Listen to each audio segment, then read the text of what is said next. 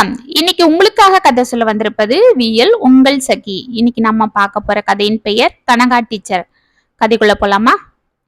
ஜன்னல் ஓரம் சாரல், சிறு தூறலாக இருந்த மழை வர வர நன்கு வலுவாக பிடித்து கொண்டது. மணி 7. அம்மாக்கு மருந்து கொடுக்கணுமே என்று எழுந்து உள்ளே சென்றான் விமல். படுக்கையில் லேசாக இரும்பிக் கொண்டிருந்த தனது தாயை எழுப்பி மருந்து கொடுத்துவிட்டு பெட்ஷீட்டை அவள் காது வரை நன்கு போர்த்திவிட்டு மீண்டும் ஜன்னல் ஓரம் போடப்பட்டிருந்த டேபிளில் வந்து அமர்ந்து கொண்டு லேப்டாப்பை ஓபன் செய்தான். அவன் மீது ஜில்லென்று மழைக்காற்று வீசவே மீண்டும் ஜன்னலில் அவன் பார்வை சென்றது. வெளியே ஒரு உருவம் நின்று கொண்டிருப்பது தெரிந்தது. யார் இந்த மழையில நிக்கிறாங்க? பாவம், மழைக்காக ஒதுங்கி நிக்கிறாங்க போல இருக்கு. உற்று பார்த்தான். யாரோ ஒரு பொம்பளை மாதிரி இருக்கே. பாவம், அவங்க குளிர்ல நடுங்குறாங்கன்னு நினைக்கிறேன். நல்லா நனைஞ்சிருக்கிறாங்க. ஆபத்துக்கு பாவம் இல்ல, போய் அவங்கள உள்ள கூப்பிடுவோம் என்று அவசரமாக எழுந்து சென்று கதவை திறந்தான். சத்தம் கேட்டு டக்கென்று திரும்பி பார்த்தாள் சித்ரா. அவள் குண்டு குண்டு கண்கள் அவனை பார்த்ததும் மேலும் விரிந்தது. அவள் அழகு மேனி முழுவதும் நனைந்து குளிரில் நடுங்கிக் கொண்டிருந்தது. மேடம், நீங்க யாரு என்று அவன் கேட்டதும் சித்ராவின் முகத்தில் ஒரு நிமிடம் சந்தேகம் தோன்றியது. ஆனால் அவள் மனது திடமாகவே இருந்தது. நான் இங்க என் ஃப்ரெண்டு வீட்டுக்கு வந்தேன். திரும்பி போற வழியில மழை பிடிச்சிக்கிச்சு. இங்க பள்ளம் இருக்கிறது தெரியாம ஆட்டோ அந்த பள்ளத்துல மாட்டிக்கிச்சு. ஆட்டோ டிரைவர் என்னை இங்கேயே இறக்கி விட்டுட்டாரு. இங்க இருந்து எந்த ஆட்டோவும் கிடைக்கல. ஆட்டோ புக் பண்ணாலும் இந்த மழைக்கு யாரும் வரமாட்டேன்றாங்க. அதுதான் என்ன பண்றதுன்னு புரியாம இங்க வந்து நின்னுட்டு இருந்தேன். அடடா, இங்க ஆட்டோ கூப்பிடணும்னா மெயின் ரோட்டுக்கு தான் போகணும். அதுக்கே 10 நிமிஷம் ஆகும். மழை வேற அதிகமா இருக்கு. கொஞ்ச நேரம் வெயிட் பண்ணுங்க, அதுக்குள்ள மழை நின்னுடும். நான் போய் ஆட்டோவை கூட்டிட்டு வரேன். உங்களுக்கு அப்ஜெக்ஷன் இல்லைன்னா நீங்க உள்ள வந்து உட்காரலாம் என்றான் தயங்கி கொண்டு. அவனை ஏற இறங்க பார்த்து சித்ரா ஒரு நிமிடம் யோசித்து விட்டு சரி என்று உள்ளே வந்தாள். அவளை அங்கிருந்த சோஃபாவில் அமரச் சொல்லிவிட்டு கடகடவென உள்ளே சென்று ஒரு டவலை எடுத்து வந்தான். சோஃபாவில் அமர்ந்ததும் சித்ரா வீட்டை சுற்றி பார்த்து கொண்டிருந்தாள். என்ன பாக்குறீங்க? ஷெல்ஃபு ஃபுல்லா புக்ஸா இருக்கேன்னு பாக்குறீங்களா என்று சிரித்து கொண்டு அவளிடம் டவலை நீட்டினான். அதை வாங்கிய சித்ரா, ஆமா, இந்த காலத்துல புக்ஸ் படிக்கிற பழக்கம் நம்ம மக்களுக்கு வர வர கம்மியாகிட்டே போகுது. ஆனா நீங்க உங்க வீட்டுல ஒரு குட்டி லைப்ரரிய வச்சிட்டு இருக்கீங்களே, அதுதான் பார்த்தேன். நான் ஒரு கதை ஆசிரியர். ஓ அப்படியா என்று ஆச்சரியமானாள் சித்ரா. ஆமா, நான் நிறைய புத்தகங்கள் படிப்பேன். அதுவும் புரட்சிகரமான கதைகள் எழுதுறதும் படிக்கிறதும் எனக்கு ரொம்ப பிடிக்கும். அப்ப நீங்க ஒரு புதுமை விரும்பின்னு சொல்லுங்க என்றாள் சித்ரா. விமல் லேசாக சிரித்தான். சரி, உங்களுக்கு கதை எழுதுறதுதான் தொழிலா? நான் ஒரு லெக்சரர். அது எனக்கு உடம்புனா கதை எழுதுறது என் உயிர். அவனை அதிசயமாக பார்த்தாள் சித்ரா. உள்ளே லேசான இருமல் சத்தம் கேட்டது. விமல் டக்கென்று எழுந்து கொண்டான். உள்ளே எங்க அம்மா படுத்துட்டு இருக்காங்க. அவங்களுக்கு உடம்பு சரியில்லை, நான் போய் பார்த்துட்டு வரேன். நீங்க அதுக்குள்ள தலையை துவட்டிக்கோங்க என்று உள்ளே சென்றான். அவன் பார்வை கண்ணியமான நடவடிக்கைகள் சித்ராவிற்கு அவன் மீது ஒரு நல்ல அபிப்பிராயத்தை ஏற்படுத்தியது. தலையை துவட்டி கொண்டு வெளியே எட்டி பார்த்தாள். மழை இன்னும் வலுவாகவே பெய்து கொண்டிருந்தது. இப்பத்திக்கு மழை விடுற மாதிரியே தெரியலையே என்று யோசித்து கொண்டு இருக்கும் போதே சூடாக 2 கப்பில் டீயை எடுத்து வந்தான் விமல். அவளிடம் ஒன்றை நீட்டினான். எதுக்கு இப்ப என்று அதை வாங்கி கொண்டாள் சித்ரா. பரவாயில்ல, நல்ல மழையில நனைஞ்சிட்டு வந்திருக்கீங்க. எங்க அம்மாக்கு உடம்பு நல்லா இருந்திருந்தா இந்நேரம் பஜ்ஜி போண்டான்னு ஏதாவது செஞ்சிட்டு இருப்பாங்க. நான் ஓரளவுக்கு தான் சமைப்பேன். எனக்கு பஜ்ஜி போண்டாலாம் போட வராது. அதுதான் எனக்கு தெரிஞ்ச டீ போட்டு எடுத்துட்டு வந்தேன், சாப்பிடுங்க என்று அவன் குடிக்க ஆரம்பித்தான். ஒரு வாய் குடித்த சித்ரா, ஆஹா, ஏலக்காலாம் தட்டி போட்டு பிரமாதமா இருக்கே, நல்லா இருக்கு என்று ரசித்து குடிக்க ஆரம்பித்தாள். ரொம்ப தேங்க்ஸ். ஆமா, நீங்க இங்க ஒர்க் பண்றீங்களா? ஆமா, ஒரு பிரைவேட் ஸ்கூல்ல டீச்சரா இருக்கிறேன். ஓ, வெரி குட். ஆமா, உங்க ஃபேமிலி எல்லாரும் இங்கதான் இருக்காங்களா? சித்ரா அமைதியாக பெருமூச்சு விட்டாள். நான் ஏதாவது உங்க மனசு கஷ்டப்படுற மாதிரி கேட்டுட்டேனா? சாரி என்றான் விமல் அவள் முகத்தை உற்று பார்த்து கொண்டு. நோனோ, அதெல்லாம் ஒண்ணும் இல்ல. எனக்குன்னு ஒரு ஃபேமிலி இருந்தது. ஆனா நான் தான் அதை தூக்கி போட்டுட்டு வந்துட்டேன். உங்களை பார்த்தா கல்யாணம் ஆகாத பொண்ணு மாதிரி தான் தெரியறீங்க. ஒருவேளை உங்க அம்மா அப்பா? அவங்க நல்லாதான் இருக்காங்க, நீங்க ஒன்னும் தயங்காதீங்க என்று சிரித்தாள் சித்ரா. அப்ப என்ன இந்த சின்ன வயசுல உங்க ஃபேமிலியை தூக்கி போட்டுட்டு வர அளவுக்கு உங்களுக்கு நடந்தது? உங்களுக்கு ஆட்சேபனை இல்லைன்னா நீங்க சொல்லலாம். ஓ, என் கதையை வச்சு நீங்க எழுத போற அடுத்த கதைக்கு டைட்டில் ரெடி பண்ணிடலான்னு பாக்குறீங்களா என்று சிரித்தாள் சித்ரா. ஒரு விதத்துல அது உண்மையானாலும் ஒரு சக மனுஷனா உங்க கதையை தெரிஞ்சுக்க ஆசைப்படுறேன் என்றான் விமல். சரி, ஓகே. எங்க ஊரு திருநெல்வேலி பக்கத்துல ஒரு குக்கிராமம். அங்க இப்போ அடிப்படை வசதி இல்லாம தான் இருக்கு. உலகமே ரொம்ப ஸ்பீடா போயிட்டு இருந்தாலும் அந்த ஊர் மக்கள் மட்டும் இன்னும் 1960லேயே நிக்கிறாங்க. குவைட் இன்ட்ரெஸ்டிங் என்று அவளை ஆர்வமாக பார்த்தான் விமல். எந்த அடிப்படை வசதி இல்லாத அந்த கிராமத்துல படிப்பு மேல காதல் கொண்ட சில பைத்தியங்களை நானும் ஒருத்தியா இருந்தேன். அதுக்கு காரணம் எங்க கனகா டீச்சர் தான். அவங்க எங்களுக்கு மேக்ஸ் டீச்சர். எப்படிப்பட்ட ப்ராப்ளமா இருந்தாலும் ரொம்ப ஈஸியா அதை சால்வ் பண்ண சொல்லி தருவாங்க. அவங்கள பார்த்துதான் நான் படிக்கணும், அவங்கள போல ஒரு டீச்சர் ஆகணும்னு கனவு கண்டுகிட்டு இருந்தேன். அந்த அளவு அவங்க அந்த டீச்சர் வேலையை விரும்பினாங்க. எங்க ஊர்ல இருந்த பொம்பளை பிள்ளைங்களெல்லாம் என்ன ஆசைன்னு கேட்டா அவங்களுக்கு சொல்ல தெரியாது. ஏன்னா அவங்களுக்கு ஆசைன்ற ஒன்ன வரவிட்டதே இல்ல அவங்க வீட்டு ஆளுங்க. எந்த முடிவா இருந்தாலும் அவங்க எடுக்கிற முடிவு தான். இப்படிப்பட்ட ஊர்ல நான் படிக்கணும்னு சொன்னதும் என்னை எல்லாரும் ஏதோ வேற்று கிரகத்துல இருந்து வந்த பொண்ணு மாதிரி பார்க்க ஆரம்பிச்சிட்டாங்க. 5வது வரைக்கும் தான் அந்த ஊர்ல பள்ளிக்கூடம். அது வரைக்கும் தான் பொம்பளை பிள்ளைங்களுக்கு அங்க படிக்க அனுமதி. மேல் கொண்டு படிக்க போகணும்னா 12 கிலோமீட்டர் நடந்தோ இல்ல சைக்கிள்ல போய் தான் படிக்கணும். இதனாலேயே அங்க யாரும் படிக்க தன்னோட பிள்ளைங்களை அனுப்ப மாட்டாங்க. பொண்ணுக்கு 15 வயசு ஆனதும் 45 வயசு ஆனாலும் தாய் மாமனை தான் கட்டிக்கணும், இல்ல மாமா மகனை தான் கட்டிக்கணும். இன்னும் பழைய பஞ்சாங்கமாவே தான் இருக்காங்க அந்த ஊர்ல. அதையும் மீறி யாராவது காதலிச்சு வேற ஜாதியில கட்டிக்கிட்டா அவங்கள உயிரோட புதைச்சிடுவாங்க அவங்கள பெத்தவங்களே. ஏன்னா ஊர் கட்டுப்பாடு அந்த மாதிரி. அவங்களுக்கு உதவி செய்யறவங்கள கை கால் எடுத்துடுவாங்க. இதுக்கு பயந்துகிட்டே யாரும் காதலிக்கிறவங்களுக்கு உதவி கூட செய்ய மாட்டாங்க. அப்படிதான் எங்க ஊர்ல இருந்த ஒரு அக்கா என்ன போல படிக்க அடம் பிடிச்சு 12 கிலோமீட்டர் நடந்தே போய் +2 வரைக்கும் படிச்சு நல்ல மார்க் எடுத்து பாஸ் பண்ணாங்க. அவங்கள மேல் கொண்டு படிக்க வைக்காம கல்யாணத்துக்கு ஏற்பாடு பண்ணதும் அவங்க அந்த ஊரை விட்டே ஓடி வந்துட்டாங்க. அப்புறம் இங்க வந்து எப்படியோ நல்லா படிச்சு வேலைக்கு போய் கூட வேலை பார்க்கறவரையே கல்யாணம் பண்ணிட்டு நல்லா இருக்காங்க. அதை நாங்க அப்புறமா தான் கேள்விப்பட்டோம். அவங்கள போல எங்க நாங்கெல்லாம் ஓடிட போறோமோன்னு எங்களை ஸ்கூலுக்கு அனுப்ப எங்க வீட்டு ஆளுங்க பயந்துட்டு இருந்தாங்க. ஆனா நான் அடம் பிடிக்கவே எங்க அப்பா என் மேல இருந்த பாசத்தாலையும் கல்யாணம் ஆகி ரொம்ப நாளைக்கு அப்புறம் நான் பிறந்தேன் என்ற காரணத்துக்காகவும் என்னை கஷ்டப்படுத்த விரும்பாம எங்க அம்மா கிட்டயும் எங்க தாய் மாமங்க கிட்டயும் போராடி என்ன ஸ்கூல்ல சேர்த்தாரு. அப்பதான் நான் கனகா டீச்சரை பார்த்தேன். அவங்களுக்கு என்ன ரொம்ப பிடிக்கும். ஏன்னா கிட்டத்தட்ட அவங்க எண்ணமோ ஏன் எண்ணமோ ஒரே மாதிரி தான். ஆசிரியர் பணி அறப்பணின்னு இருந்த எங்க டீச்சர் தன்னோட குடும்பத்தை எல்லாம் விட்டு தன்னோட வேலைக்காக எங்களுக்காக அந்த கிராமத்துல வந்திருந்தாங்க. மாசத்துக்கு ஒரு நாள் அவங்க ஊருக்கு போய் அவங்க ஹஸ்பண்டையும் பையனையும் பார்த்துட்டு வருவாங்க. அவங்க நினைச்சிருந்தா அங்க இருந்து டிரான்ஸ்பர் வாங்கிட்டு சென்னைக்கே போயிருக்கலாம். ஆனா அவங்க ரொம்ப பின்தங்கி இருக்கிற எங்க கிராமத்தை பார்த்ததும் எங்களெல்லாம் எப்படியாவது கரை சேர்க்கணும்னு அங்க இருந்து போகல. அப்பதான் நான் 10வது நல்ல மார்க் எடுத்து பாஸ் பண்ணேன். எங்க டீச்சருக்கு ரொம்ப சந்தோஷம். என்னை மேல் கொண்டு 11th சேர்க்க சொல்லி எங்க அம்மா அப்பா கிட்ட சொன்னாங்க. ஆனா எங்க அம்மா அதுக்கு ஒத்துக்கல. அன்னைக்கு எனக்காக பேச வந்த எங்க டீச்சரை அவமானப்படுத்தி பேசிட்டாங்க. இருந்தாலும் எங்க டீச்சர் எனக்காக போராடினாங்க.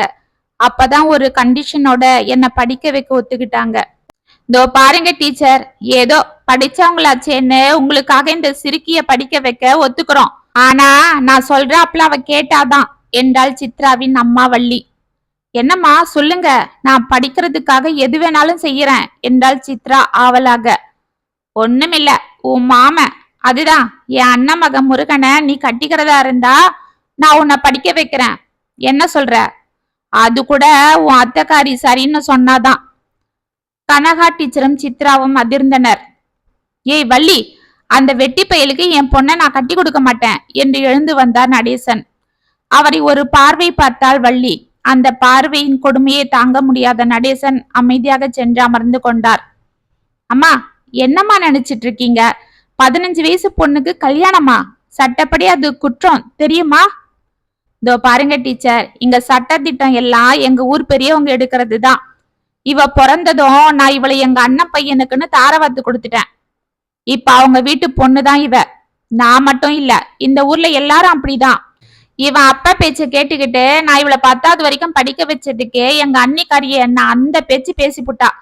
இப்ப உங்க பேச்ச கேட்டுக்கிட்டு நான் இவளை 12வது வரைக்கும் படிக்க வைக்கிறேன்னு தெரிஞ்சது, அவ்வளவுதான். அம்மா, அவங்க யார் ஏன் வாழ்க்கையை முடிவு பண்ண என்று சீறினாள் சித்ரா. பாத்தியா, இதுக்குதான் கழுத என்ன பேச்சு பேசுது பாரு என்று தன் கையில் இருந்த பாத்திரத்தை அவள் மீது வீசினாள் வள்ளி.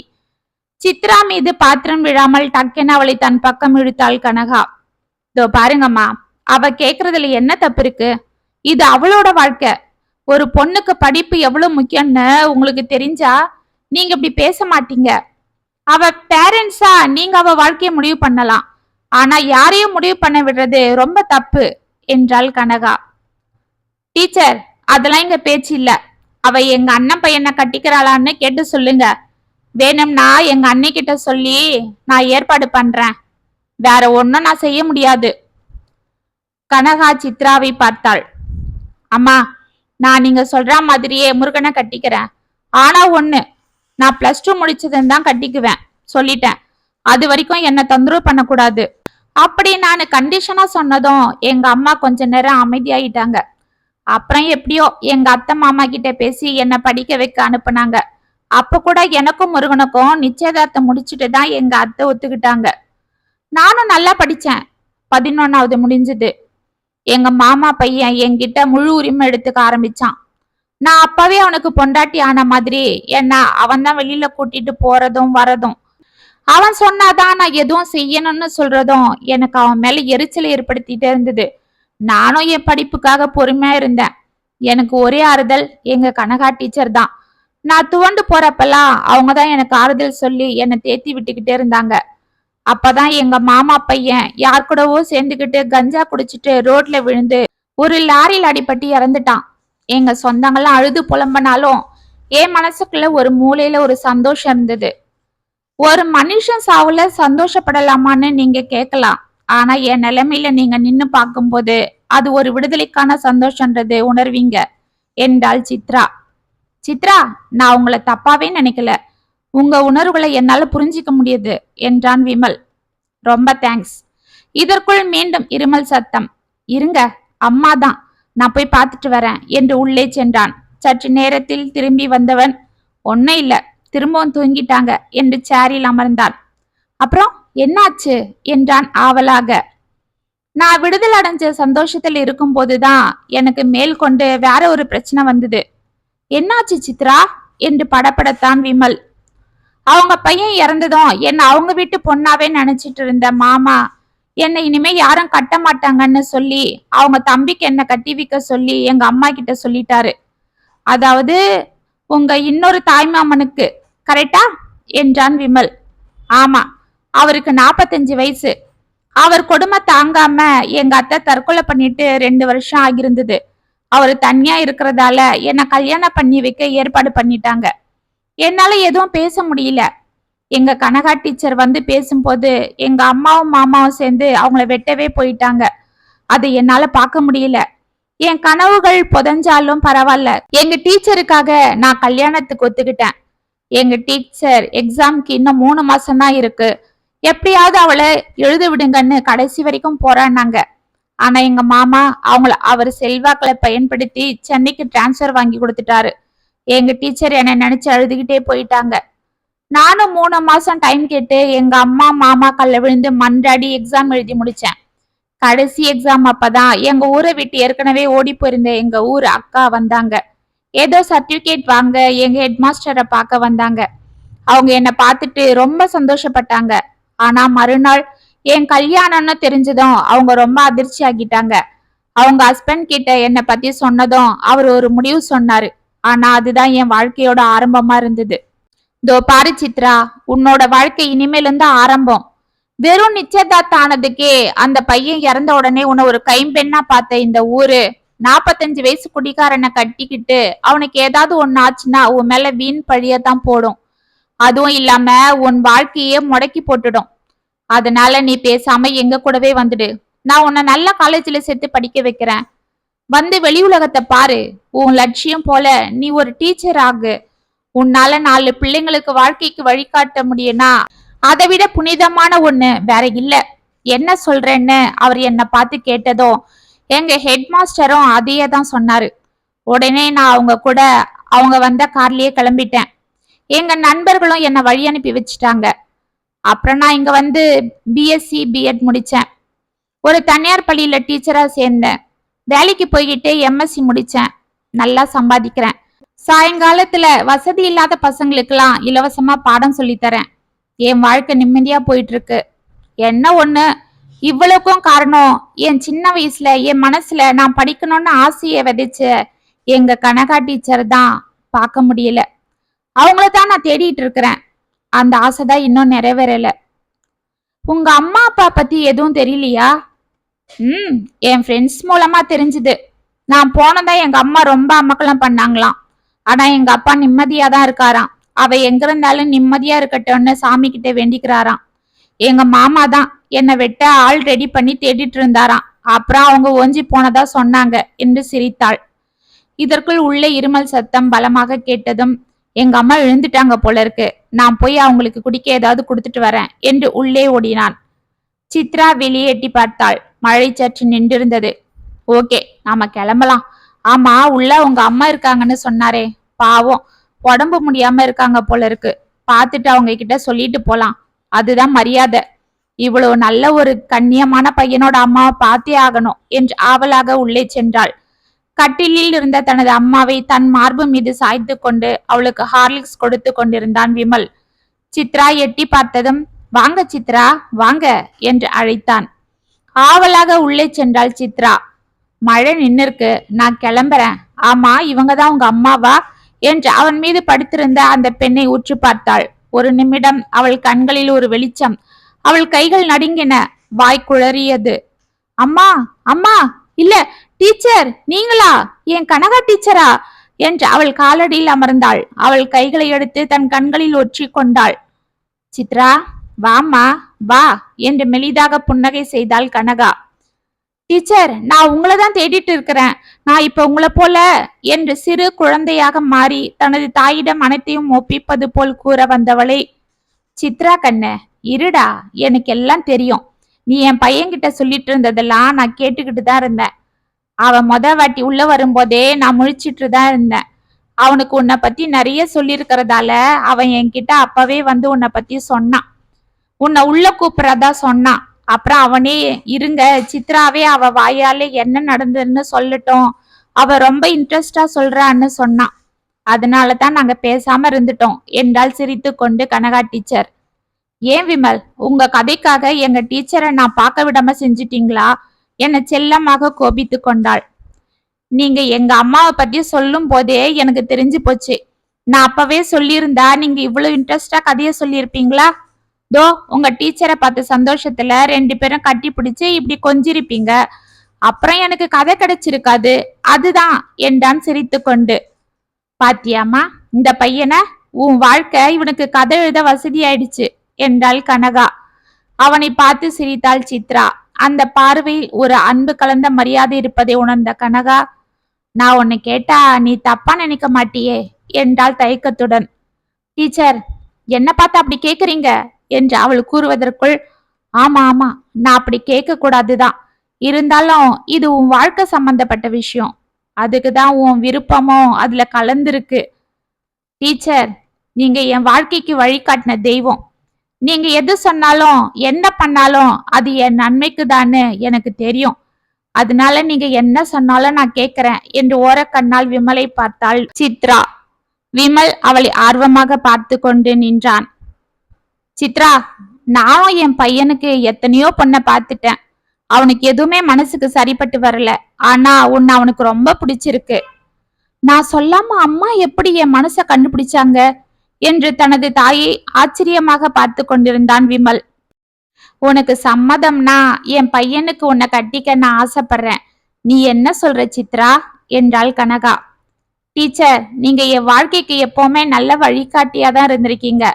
அப்படிப்பட்ட உங்க வார்த்தைய நான் மீற மாட்டேன் என்று சிரித்து கொண்டே விமலை பார்த்தாள். 3 மாதத்தில் அவர்கள் திருமணம் இனிதே நடந்தது. 1 மாதத்தில் கனகா டியூஷன் சென்டர் ஆரம்பிக்கப்பட்டது. அதை கனகா தன் கையால் திறக்க விழா கோலாகலமாக கொண்டாடப்பட்டது. அங்கு வந்த ஒரு பெண்மணி தன்னோடு தன் மகளை அழைத்து வந்தாள்.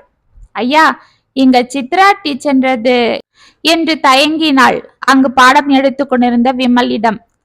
அவங்க என் மனைவிதான், தோ இருக்காங்க, உங்களுக்கு என்ன வேணும் என்று சித்ராவை அழைத்தான். சார், என் பொண்ணு 5வது படிக்கிறா, ரொம்ப நல்லா படிப்பா. ஆனா 1 மாசமா உடம்பு முடியாம பள்ளிக்கூடம் போகல. பாடம்லாம் ரொம்ப நடத்திட்டாங்க. அந்த பாடத்தெல்லாம் படிக்கணும்னு இவ சொல்றா. பரீட்சை வேற வருது, சொல்லி கொடுக்க சொல்றா. நான் ஒரு படிக்காத கழுத. எங்க அம்மா அப்பா 15 வயசுலயே எங்க தாய்மாமனுக்கு என்ன கட்டி கொடுத்துட்டாங்க. அவன் குடிச்சு போட்டு எங்களை கவனிக்காம திரியறான். நான் தான் கூலி வேலை செஞ்சு என் பொண்ணை படிக்க வைக்கிறேன். அவ படிப்பு சொல்லி கொடுக்க என்கிட்ட கேட்டா நான் என்ன பண்ணுவேன்? அதுதான் இங்க கூட்டியாந்தேன். நீங்க நல்லா பாடம் சொல்லி கொடுக்கறதா இந்த பக்கம் பேசிக்கிட்டாங்க. நீங்க என் பொண்ணுக்கு சொல்லி கொடுக்க முடியுமான்னு கேட்க வந்தேன். நீங்க எவ்வளவு ஃபீஸ் கேட்டாலும் நான் எப்படியாவது வேலை பார்த்து கட்டிடுறேன். என் பொண்ணுக்கு மட்டும் பாடம் சொல்லி கொடுங்கய்யா, அவ என்ன போல ஆகிடக்கூடாது என்று கையெடுத்து கெஞ்சினாள். அம்மா, நாங்க உங்க பொண்ணுக்கு டியூஷன் சொல்லி தரோம், ஆனா இங்க ஃபீஸ்லாம் இல்ல. என்ன சொல்றீங்க ஐயா? ஆமாமா, கல்வியை நாங்க காசாக்க விரும்பல, அறிவுக்கு ஏது வேலை. குழந்தைங்களுக்கு நல்ல வழி காட்டுறது நம்ம கடமை, அத வியாபாரம் ஆக்க நாங்க விரும்பல. வருங்காலத்துக்கு நம்ம நாட்டுக்கு பல விஞ்ஞானிகளையும் மருத்துவர்களையும் நல்ல இன்ஜினியர்களையும் இன்னும் பல திறமைசாலிகளும் உருவாக்கி தர போறது இந்த கல்விதான். அத காசு வாங்கிக்கிட்டு கத்து கொடுத்தோம்னா அதுதான் பசங்க மனசுல ஆழமா பதியும். அவங்களும் வளர்ந்து காசுக்காக மட்டும்தான் நான் எல்லாம் செய்வேன்னு சொல்லுவாங்க. அதனாலதான் நாங்க எங்களால முடிஞ்ச அளவு இலவசமா டியூஷன் சொல்லி தரோம். அடிப்படை வசதி இல்லாத கிராம மக்களுக்காக பாடுபடுறோம் என்றாள் சித்ரா. நீங்க நல்லா இருக்கணும். என் பொண்ணோட ஒளிமயமான எதிர்காலம் இப்பவே என் கண்ணுல தெரியுது என்று நெகிழ்ந்தாள் அந்த பெண்மணி. டீச்சர், நானும் வளர்ந்து உங்களை போலவே ஒரு டீச்சர் ஆகி எல்லாருக்கும் இலவசமா பாடம் சொல்லி தருவேன் என்றாள் அந்த சிறுமி. அந்த சிறுமியின் கைகளை பிடித்து கொண்டு, இன்னொரு சித்ரா வந்துட்டா என்று அவள் கைகளை உயர்த்தினான் விமல். அனைவரும் சிரித்து மகிழ்ந்தனர். இத்துடன் கனகா டீச்சர் கதை முற்றும். உங்களுக்காக நான் எழுதின இந்த கதை உங்களுக்கு பிடிச்சிருந்தா கமெண்ட்ஸ்ல சொல்லுங்க, லைக் பண்ணுங்க, ஷேர் பண்ணுங்க, மறக்காம சப்ஸ்கிரைப் பண்ணிக்கோங்க. மீண்டும் நாளைக்கு வேற ஒரு சுவாரஸ்யமான கதையோட உங்களை சந்திக்கிறேன். அது வரைக்கும் இணைப்பிலே இருங்க. இப்படிக்கு வியல் உங்கள் சகி.